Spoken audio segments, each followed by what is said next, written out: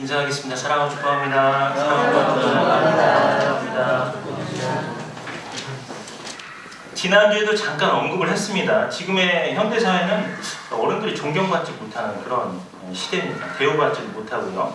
왜냐하면 이제 부모하고 자녀하고 세대가 이렇게 단절되어진 부분이 있기 때문에 그래요. 그래서 부모가 자녀에게 이렇게 훈계하기라는 게 참 어려운 그런 세상이 됐습니까? 왜? 세상이 급변했기 때문에. 급변해서. 옛날에는 삶의 모든 지혜와 지식을 누구로부터 받았죠? 부모님. 네, 부모님에게 받았어요. 부모님이 스승이셨습니다. 네, 모든 일에서 자녀보다 어때요? 우월하시니까. 많은 것들을 아시니까. 배움이 부모님으로부터였지만 지금은 어때요? 그렇지 않습니다. 네, 세대별로 이렇게 살던 시대를 표현하는 단어가 있어요. 이게 포스트 모던, 모던, 프리 모던이라는 단어예요. 지금 우리가 살고 있는 시대를 포스트 모던 시대 뭐 이런 얘기 하잖아요. 이게 쉽게 얘기하면 누구도 틀리지 않은 시대, 누구도 맞다고 할 수 없는 그런 시대를 말합니다. 즉 자기 중심적인 시대이고 자기 마음대로 표현하는 거예요. 누가 그걸 틀렸다고 말할 수 없는. 그래서 매우 개인적인 그런 세상이 된 것이죠. 그리고 이것보다 앞선 시대가 모던이고 그 다음에 그 앞선 시대가 프리 모던 시대라고 합니다. 이것을 좀 더 어른들도 이해하기 쉬우시게 설명을 좀 드릴게요. 프리 모던은 할아버지라고 생각하시면 돼요. 모던은 아버지, 그다음 포스트 모던은 아들 이렇게 생각을 하시면 됩니다. 할아버지 시대는 어때요? 농사만 이렇게 짓고 살던 그런 시대입니다. 그 다음은 어때요? 아들도 농사를 지어요. 농사를 짓는데 아버지는 이 봄, 여름, 가을, 겨울에 뭘 해야 되는지는 알지만 아들은 어때요? 봄, 여름, 가을, 겨울에 뭘 해야 되는지를 잘 모릅니다. 그래서 이걸 누구한테 물어봐요? 아버지한테 물어보는 거예요. 아버지한테 물어보면 선견자처럼 말씀하시잖아요. 아들은 뭔가 어떻게 할지 모르고 매년 반복해서 하는 일인데도 뭘 잘못하면 야 이놈아 그거는 뭘 어떻게 해라 이러면 이제 그냥 절로 감탄해요. 그냥 감격. 그냥 저절로 존경스러울 수밖에 없는 게 아버지라는 뜻이죠. 그래서 이제 아버지 이제 가시고 아버지하고 또 이제 아들이 있을 거 아니에요. 아버지도 농사를 자녀에게 가르치는 게 아니라 어때요? 아들은 학교라는 곳을 이제 보내게 됩니다. 그러니까 뭐예요? 그거 가르칠 일이 없어. 그러니까 아들은 학교에서 뭔가를 습득을 하지만 또 어때요? 신문물이라는 거에 능통합니다. 근데 부모님은 어때요? 전혀 몰라 아버지는. 그러니까 이런 부분들 때문에 아버지가 자녀를 가르칠 수가 없습니다. 말씀드린 대로 신문물 이런 거를 접하지 못했기 때문에 오히려 이제 자녀들에게 배운다는 것이죠. 이게 사실 우리나라 같은 경우에는 영향이 미국으로부터 오잖아요. 미국 같은 경우는 역사가 짧습니다. 그러니까 할아버지, 아버지, 아들이 다 같이 그런 시대 문물을 공유하던 그런 시기가 있었어요. 물론 지금은 너무 그게 이제 세상이 너무 빠르게 움직이잖아요. 그래서 이제 공감대를 형성하지 못하지만 어쨌든 미국은 그나마 할아버지, 아버지, 아들이 공감했던 그런 시기가 있습니다. 근데 대한민국은 어때요? 여전히 농사만 짓고 계시고 있고 아들도 그 농사를 지었는데 아들 때 보니까 이제 그런 시대가 이게 한꺼번에 다 들어와 있는 겁니다. 이 시대 안에. 프리모던, 모던, 포스트 모던 한꺼번에 다 들어와 있으니까 전혀 이거에 대해서 할아버지도 뭐라고 얘기 못하고 아버지도 뭐라고 얘기 못하고 오히려 뭐라고요? 야 이거 어떻게 하냐 이제 이렇게 되는 거예요. 야 이거 어떻게 하냐 모르겠다. 아무리 가르쳐줘도 모르겠다. 그러니까 자녀한테 어떤 공경심이라든지 뭐 이렇게 존경스러운 거 뭘 알아야만 하지 모르니까 그런 시대에 살고 있다는 겁니다. 지금의 과학은 상상을 초월하잖아요. 그런데 아직도 농사 말고는 모르는 부모님들이 많이 계십니다. 그래서 부모님이 공경받는 게 쉽지 않아요. 급변하는 사회 모든 분야에서 부모가 자녀에게 뒤떨어집니다. 물론 이제 지금으로 봤을 때 아버지, 그 다음에 아이들 이 세대는 같이 공유하잖아요. 그렇기 때문에 이제 좀 안정화돼 가긴 할 겁니다. 그럼에도 또 내가 전공 분야가 아닐 경우 이제 부딪히는 어떤 부분들이 있겠지만 그래도 이전보다는 지금 세대는 이제 좀 자녀들하고 같이 그렇게 가기는 한다는 것이죠. 여하튼 이런 사회 구조의 소용돌이 속에서 자녀들이 일찍부터 부모를 공경하는 마음을 배우지 못하는 것이에요. 또 하나의 이유는 극단적인 그런 개인주의 때문에 안 됩니다. 이런 사회에서 공동체 의식이라는 게 어때요? 희박하죠. 공동체 의식이라는 게. 젊은이들은 어때요? 나 혼자도 뭐든지 할 수 있다잖아요. 또 개인의 능력에 따라서 누구랑 같이 뭘 하려고 하지 않습니다. 왜? 요즘 세상이 어때요? 내가 드러나야만 성공하는 시대이기 때문에 단절되어 있단 말이에요.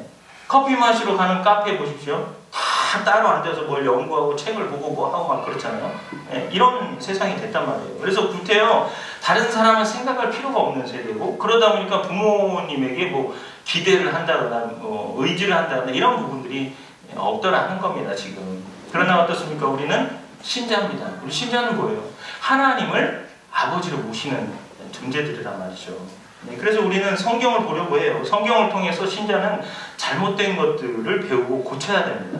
오늘 이제 십계명에서 보면 이 제5계명, 내 부모를 공경하라, 이런 말씀이 나오고 있어요. 이 계명은 하나님께서 만약에 너가 이렇게 하지 않으면 가만두지 않겠다 하는 그런 의미로 주신 것이 아닙니다. 어떤 또 고차원적인 도덕성을 위해서 주신 것이 아니에요. 십계명을 주신 이유는 하나님께서 이스라엘 백성을 자기의 백성으로 삼으셨기 때문에 하나님의 백성으로서 신앙 공동체를 유지하기 위해서 필요한 최소한의 계명을 주신 겁니다.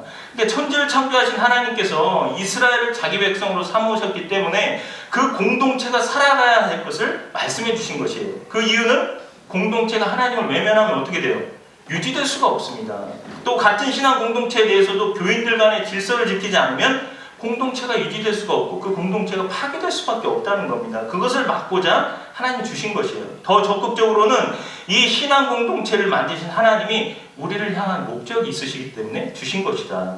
여호와 하나님께서 이스라엘에게 안식일을 지키라고 하셨던 것만 우리가 생각을 해봐도 천지를 창조한 하나님께서 안식일을 지키라 이렇게 말씀하셨고, 너희를 애굽에서 구원한 자이기 때문에 지키라 이런 말씀을 하신 겁니다. 무슨 얘기예요?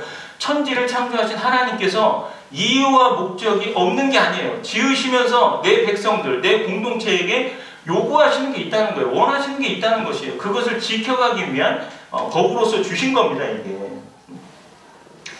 네, 그래서 부모를 공경하라는 것은 그런 차원에서 공동체가 가져야 하는 질서 유지에 필요한 권위를 우리에게 이제 상기시켜 주시고 있다는 겁니다. 부모를 공경하라는 것은 보세요. 사람과 사람 사이에 매번 하나님을 찾아가야 되고 매번 하나님께서 간섭해서 이를 들어달라 이렇게 할 수가 없어요. 하나님이 우리는 필요하지만 우리 자체 안에 필요한 권위와 질서를 세우는 일에 있어서 부모를 공경하라는 말로 부모를 권위로 삼아 질서를 유지케 하려고 하시려고 주신 것이다 하는 겁니다. 이것을 통해서 우리가 생각할 수 있는 것은 부모라고 표현되어 있는 이 말 속에 의미가 매우 크다는 것을 성경이 밝혀주고 있는 겁니다.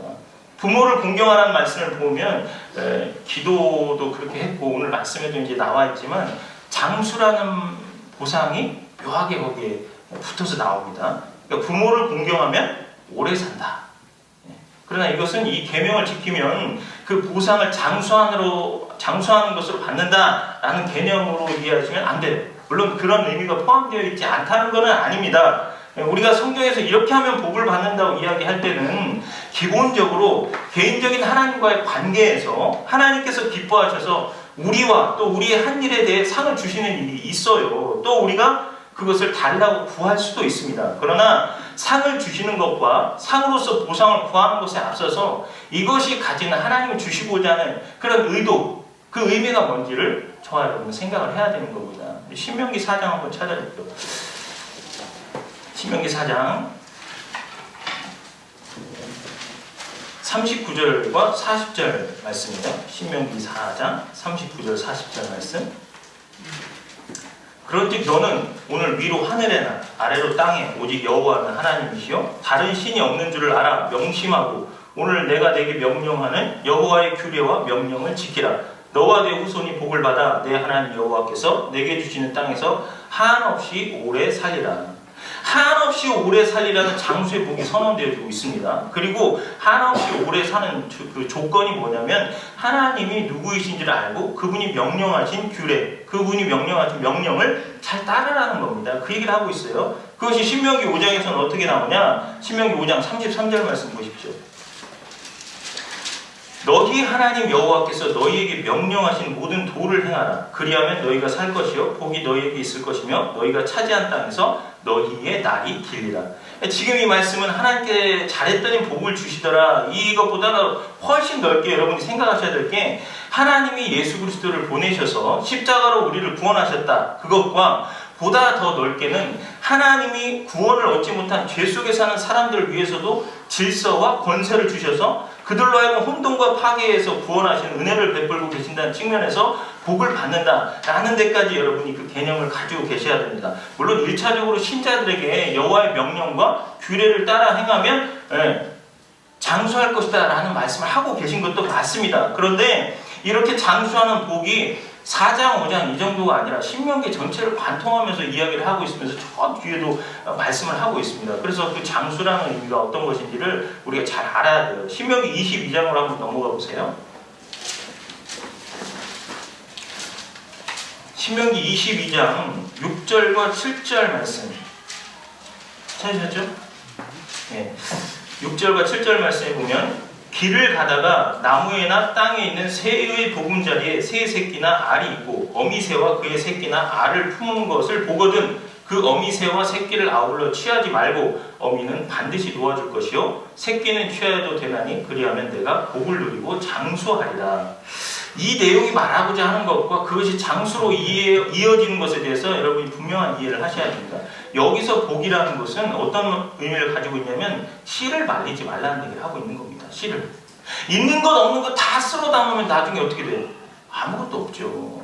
여러분 우리가 살고 있는 지금 이 세상이 어떻습니까? 여기 지난주 뉴스에서도 세계 동식물 멸종에 관한 보도가 또 있었습니다. 뭐 다 알고 있는 부분이긴 해요. 기후변화로 인해서 어때요? 멸종하고 있는 동식물이 많다. 또 온난화 현상으로 그게 온도가 떨어져서 곰이 빼짝 말라서 먹을 걸 찾아서 사람이 사는 데까지 내려온다. 이런 뉴스들이 많다는 거예요. 또 우리 식탁에도 음식의 종류가 바뀌고 또 어패류 뭐 이런 것들이 다 어찌 보면 종이 줄어들고 있잖아요.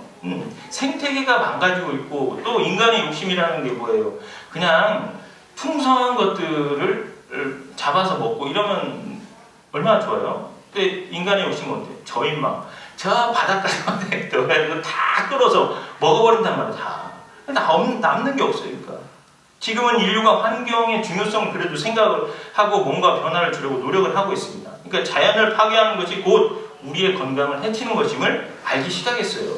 이게 뭘 얘기합니까? 세상은 하나님의 창조하신 은혜로 통치되어지고 있어요. 그 통치는 질서와 가치에 대해서 우리가 하나님의 질서에 순응할 때 그 통치를 말하고 있는 것이에요. 하나님께서 인간을 위해서 만들어주신 이 자연이 갖는 질서에 우리가 순응할 때에 우리가 자연을 통해서 받을 수 있는 그 복을 현실에서 받아 누릴 수 있는 겁니다. 그리고 그것을 믿는 신자들은 신앙으로 이것을 확인할 수 있는 것이죠. 신명기 25장도 한번 볼까요? 신명기 25장 15절 말씀. 신명기 25장 15절 말씀. 오직 온전하고 공정한 저울추를 두며 온전하고 공정한 되를 둘 것이라. 그리하면 내 하나님 여호와께서 내게 주시는 땅에서 내 날이 길리라. 내 날이 길리라를 말씀하시면서 장수를 언급하시는데 그 조건이 뭐라고 하냐면 공정하랍니다. 즉 정직하라는 얘기를 하고 있어요. 그러면 오래 산다. 그런데 여러분 정직한 사람이 꼭 오래 삽니까? 그렇진 않아요. 너무 정직해서 단명하는 사람들이 얼마나 많습니까? 네. 그러나 이제 성경이 말하는 이제 공정, 정직은 한 개인의 이해관계를 벗어나서 하나님의 통치 질서에 대한 이해이고 하나님의 창조하신 세상에서 어떻게 사는 것이 하나님의 통치에 순응하여 복을 받는 것인가 하는 것을 이야기하는 겁니다.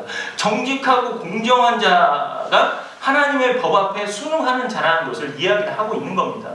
그런 면에서 내 날이 길리라 장수하리라 이런 의미를 가지셔야 되는 거예요. 아시겠죠? 그러니까 이 말이 하나님이 복을 주시려고 세우신 질서이기 때문에 만약에 그것을 거스렸을 때 제명이 못 산다. 하나님 앞에 거스리는 짓을 했으니까. 이해하시겠죠? 이 장수라는 게 무슨 의미인지. 결국 자신에게 손해를 올 수밖에 없는 겁니다. 오늘 말씀 레위기 19장 3절 말씀도 볼게요. 너희 각 사람은 부모를 경외하고 나의 안식일을 지키라. 나는 너희의 하나님 여호와이니라. 여기 레위기 19장 3절 말씀은요. 하나님께서 모세를 통해 이스라엘에게 주신 율법의 한 토막입니다. 부모를 공경하라는 계명을 안식일을 지키라 하는 것과 함께 제시를 하고 있어요. 이것은 안식일과 부모 공경의 연관성, 예배와 부모 공경의 깊은 관련성이 있다는 것을 이야기해주고 있는 겁니다. 여러분 성경은 두 가지 의미의 예배를 말하고 있어요. 좁은 의미의 예배는 안식일에 하나님께 드리는 제의의 행위입니다. 제사의식의 행위라는 거예요. 넓은 의미의 예배는 이스라엘이 백성들이 일주일 동안에 그 안식일에 받은 제의의 정신에 따라서 하나님을 섬기고 이웃을 봉사하는 그런 삶을 이야기합니다. 그러니까 좁은 의미의 예배를 통해서 주님을 만나서 하나님의 사랑과 진리를 경험하고 이를 통해서 어떻게 하라? 6일 동안 삶에서 승리하라는 겁니다. 그래서 6일 동안의 삶이 순전하고 충성스러운 삶을 예배를 통해 비로소 주일의 예배가 하나님께 살아있는 신앙의 예배가 된다 하는 것을 말하고 있는 겁니다. 그러니까 삶은 예배의 확장이고 예배는 삶의 축소를 말하는 거예요. 그러니까 예배를 드린다는 것은 삶을 살기 위한 것이고 삶을 사는 것은 예배를 준비하는 것입니다. 그러므로 6일의 삶이 얼마나 중요한 것인가. 하루의 예배를 드리기 위해서 이것은 말씀드린 대로 삶은 예배의 확장이고 예배는 삶의 축소이기 때문에 그래요. 내가 여기서 예배를 드리지만 나갔을 때 우리의 삶의 행위가 더 확장되어져서 나타나야 된다 하는 것을 말씀하고 있는 겁니다. 근데 안식일과 부모 공경을 함께 제시하고 있다는 것, 이거 빠른 분은 이해 벌써 오실 겁니다. 우리의 삶이 부모 공경의 삶이 될 때 비로소 일주일에 한 번 드리는 예배도 하나님께 올려질 수 있는 예배가 될 수 있다는 것을 보여주는 것입니다. 쉽게 말해서 여러분 어때요? 가족은 나 혼자가 아니잖아요. 앞서 말씀드린 대로 공동체입니다. 가족은 더 공동체의 시작이란 말이에요. 부모님과 함께 가정이라는 것이 있잖아요. 그러니까 부모님께 잘하라는 얘기를 하고 있는 겁니다.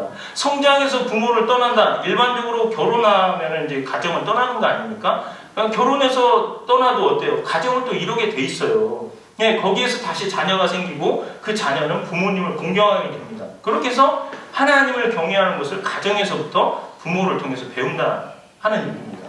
요즘 젊은이들 결혼하지 않고 자녀 낳지 않으려고 하잖아요. 불신자들이야 그렇다고 하죠. 왜? 인생 즐기는 것이 우선이니까. 그러나 신자들은 복음을 위해서 특별한 사인을 받은 사람 외에는 반드시 결혼해야 됩니다. 그리고 자녀가 있어야 돼요. 그래야 하나님을 공경하는 것에 대해서 자신도 말씀대로 순종하는 것을 실천하고 자녀들이 부모님이 하는 그런 실천들을 통해서 하나님을 경외하는 게 저런 거구나 하는 것을 부모를 통해서 배우게 되는 겁니다. 그렇게 해서 결과적으로 하나님께서 주실 복을 자녀들도 받게 하는 겁니다. 그러니까 예배와 삶을 간략히 다시 정리하자면 세상의 하루의 시작이라는 그 1차적인 출발이 어디서부터예요? 가정에서부터 출발을 하잖아요. 가정에서. 그러니까 하루 시작을 누구와 함께 시작을 해요? 부모님과 함께 시작하는 거 아니에요? 근데 부모님께 제대로 하지도 못하면서 부모님을 공경하지 못하는 모습을 가지고 세상에 나가서 내가 아무리 잘한다고 해도 세상에서 인정해 줄지 모르지만 우리는 뭐예요? 하나님을 아버지로 모시는 신자라고 했습니다. 일주일을 자기 부모님을 잘 공경하지 못하는데 6일 동안의 실패를 가지고 주일날 예배 드린다고 하면 하나님 받으시겠어요? 안 받으시죠. 그래서 부모 공경과 안식일에 대해서 지금 말씀을 해주고 계신 겁니다. 그러면 경외, 공경이란 어떤 뜻을 가질까? 부모를 경외하라고 말씀하신 것의 이 경외는 인간이 하나님을 경외한다는 것에 대해서 사용되는 히브리어 야레와 동일한 단어를 가지고 있습니다. 동일한 단어입니다. 경외라는 단어의 뜻은 공경하면서도 두려워하는 것이고 두려워하면서도 사랑하는 감정이 있어요. 왜? 거룩하신 하나님 앞에서 느끼는 것은 우리는 공포요 떨림이라는 부분이 있을 수도 있지만 나와 같은 죄인을 사랑한다는 사실 때문에 이끌려가는 그런 마음을 말하고 있는 겁니다. 그러니까 하나님은 바로 이러한 마음을 가지고 우리가 부모님에게 합당한 사랑과 존경을 하라는 것을 요구하고 계시는 겁니다. 공경이라는 단어, 일반적인 사랑을 뜻하는 말이 아닙니다. 사랑이란 뭡니까? 나보다 못한 처지에 있는 사람을 불쌍히 여기는 마음이라든가 자녀를 향하는 마음같이 내려가는 마음이에요. 위에서 아래로. 긍휼을 말하는 부분입니다. 그러나 공경은 높이 우러르는 마음, 높이. 존경하며 사랑하는 마음입니다. 친구 간이나 부부 간에는 동등한 자격이 있잖아요. 그렇게 해서 동등한 자격 속에서 사랑하는 것은 이제 친애라고 이야기를 합니다. 그러나 공경은 높이는 마음이에요. 다시 말하자면 수직적 긍휼의 사랑에 대해서 응답하는 사랑입니다. 이미 받은 사랑에 대해서 감사해서 고마워서 우리가 응답 당연하게 드려야 되는 그런 사랑을 말하고 있는 겁니다. 그러니까 이 사랑에는 이것을 통해서 내가 뭔가를 복을 받겠다 하는 그런 것이 있을 수가 없는 겁니다. 계산할 수 있는 게 아니에요. 다만 내게 주시는 그 사랑, 그것을 응답하는 마음으로 드리는 거예요. 이 공경이라는 것. 그래서 하나님은 창조 질서의 유지를 위해서 부모를 우리에게 주셨습니다. 부모님을 공경하도록 준엄하게 그래서 명령을 하고 계신 겁니다. 부모의 인격, 사회적 지위, 부와 상관이 없어요. 부모라는 그 이유 하나만으로 내게 허락한 부모님을 공경하고 존경하고 경외하고 사랑하라 라고 말씀을 하고 계신 겁니다. 그러니까 질서 유지라는 면에서 가장 중요한 일이고 이것이 선행되어질 때에 삶을 행복으로 이끄는 그런 길이 된다 하는 것을 말씀해 주고 있습니다. 그런데 여러분, 부모님을 진심으로 공경하지 않는 이유가 뭘까? 보통 다 자란 자녀들이 부모에게 사건 사고를 일으키는 것, 이게 부모로부터 받은 상처 그리고 가슴 아픈 기억이 부모님과의 관계에서 이제 좀 멀어져 있는 부분들이죠. 뉴스에서 나오는 내용만 봐도 부모님과의 관계가 회복되어지지 않는 것 때문에 그런 문제들이 생깁니다. 그리고 공경하지도 않고. 그래서 그러므로 부모님을 사랑하기 전에 부모님을 용서하고 그 상처로부터 자유롭게 되어야 돼요. 물론 인간의 능력으로 부모님을 용서하고 또 깨어진 관계를 회복하기가 쉬운 건 아닙니다. 그러나 우리는 예수 그리스도를 구주로 고백한 사람들이다. 무슨 얘기예요? 내가 용서받을 수 없고 씻길 수 없는 그런 죄임에도 불구하고 예수님께서 우리를 위해서 희생해 주셨고 우리를 용서해 주셨고 우리를 사랑하셨기 때문에 십자가에 달려 죽어주셨단 말이죠. 그래서 그 복음의 자원과 능력을 통해서 우리 부모님을 또 용서할 수 있는 겁니다. 예수 그리스도로부터 그 용서할 수 있는 힘을 얻을 수 있는 거예요. 더해서 우리가 받은 그리스도의 사랑, 즉 예수 그리스도께서 보여주셨던 무한한 자기 버림의 사랑을 가지고 자기 자신을 온전히 내어준 것처럼 그리스도의 사랑으로 우리 부모님들을 사랑해야 한다 하는 것이죠. 아시겠죠? 여러분, 부모님을 용서하고 사랑하십시오. 그리고 사랑의 마음을 표현하십시오. 복음 안에서 가정을 회복해 하시고자 십자가의 은혜를 주신 겁니다. 또 가족의 화목을 위한 하나의 미랄이 돼서 그래, 내 부모님이 못했다면 내가 하자. 예수님이 나를 사랑해 주셨는데 영원히 죽을 수밖에 없는 나를 구원해 주셨는데 그 주신 사랑으로 내가 먼저 실천하자. 그렇게 하면서 살아가시는 겁니다. 그래서 그 하나님의 사랑과 그 모든 것들의 그 은혜의 통로가 우리가 되어야 되는 것이죠. 하나 더 또한 부모님을 진심으로 공경하지 않는 이유는 서두의 말씀대로 시대 변화로 인한 지식의 권위가 상실한 것입니다. 여러분, 특히 젊은이 여러분, 누구나 늙습니다. 느려지고 습득하지 못할 날이 온다는 것이죠. 우리도 그렇게 되어진다는 것을 자연의 질서, 하나님이 정하신 진리의 그런 모든 부분들인 것이죠.